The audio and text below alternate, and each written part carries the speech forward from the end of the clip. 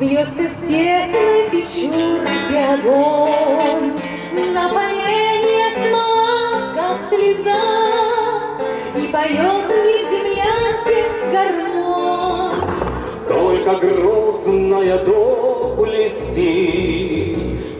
Людям в это непростое время нужно подарить те минуты радости и горечи праздника со слезами на глазах. Немножко вспомним, немножко погрустим, порадуемся, вспомним наших героев. Зори здесь тихие, бинтами туманов покрытые, озера, багрянцы горят.